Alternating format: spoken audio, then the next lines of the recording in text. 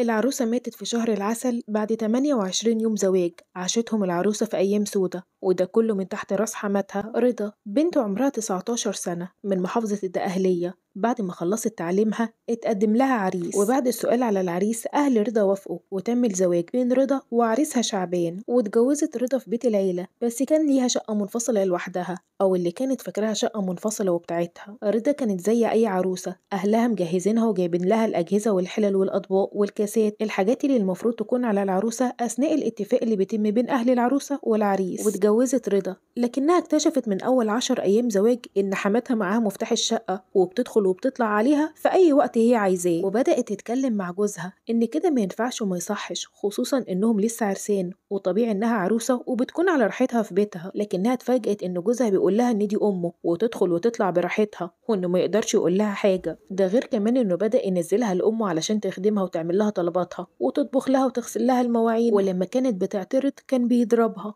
رضا كانت كتومة جدا وما كانتش عايزة تزعل أهلها وتقول لهم على اللي بيحصل معاها، خصوصا إنها عروسة وما فرحتش. ده غير كمان أبوها اللي لسه ما سدش تمن جهازها. وبعد 10 أيام زواج رضا بدأت تكتشف إن في حاجات من النيش والأطباق بتوعها بتنقص بشكل ملحوظ، ولما سألت جوزها قال لها إنه ما يعرفش. وبدأوا يدوروا على الحاجات دي، واكتشفت إن حماتها بتاخد منها الأطباق والكوبايات وحاجات خاصة بالنيش من جهازها. فبدأت رضا تكلم زوجها إن دي حاجاتها ولسه ما فرحتش بيها، وإن أبوها شاري كل الحاجات دي بالقسط ولسه ما سدش تمنها، وده كله علشان يشرفها في جوازتها أو علشان تفرح بحاجتها وتستعملها وما تبقاش أقل من أي حد، وإن ما ينفعش أمه تاخد حاجات من جهازها بالشكل ده. لكنه كان دايما بيتعصب عليها وبيضربها وبيقول لها ان امه دي تعمل اللي هي عايزاه وتاخد اللي هي عايزاه، ده بيت ابنها يعني بيتها. وابتدت الخلافات بين رضا وجوزها. ده غير كمان انه بدأ يمنعها انها تزور اهلها او اخواتها علشان ما تشتكيش ليهم. كل ده كان خلال 28 يوم زواج، واهل رضا كانوا مفكرين ان بنتهم سعيده ومبسوطه وفي شهر العسل، وكانت زيارتهم ليها خفيفه جدا علشان المفروض انها لسه عروسه وبتفرح مع جوزها. وفي يوم حماتها طلعت علشان تاخد منها حاجات من النيش والاطباق، لكن رضا قالت لها ان ده جهازها وحاجاتها وانها لسه ما فرحتش بيها ولا حتى استعملتها. فحماتها ضايقت منها جدا، وجوز رضا اتخانق معاها والخناق اتطور ومد ايده عليها. فالشيطانه تسكت؟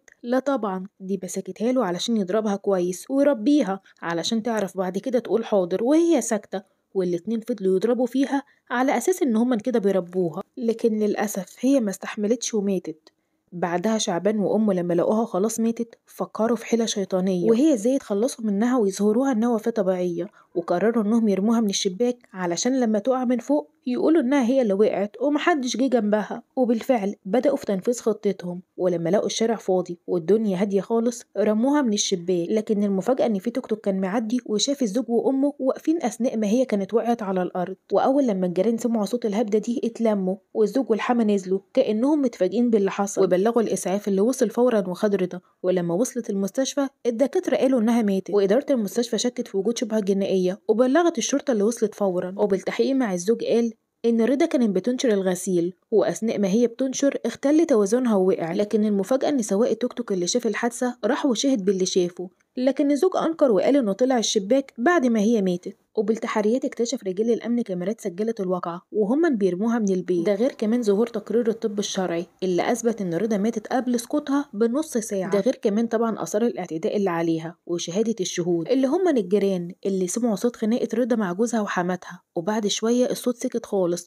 واتفاجئوا برضا مرمية في الشارع. وبمواجهة الزوج بكل الأدلة دي اعترف إنه فعلا هو اللي رماها هو وأمه بسبب إنها ما كانتش عايزة تدي حاجات من جهازها لأمه. وتم القبض على الأم، وبعد التحقيقات والمحاكمات تم الحكم على الزوج وأمه بالسجن المؤبد 25 سنة.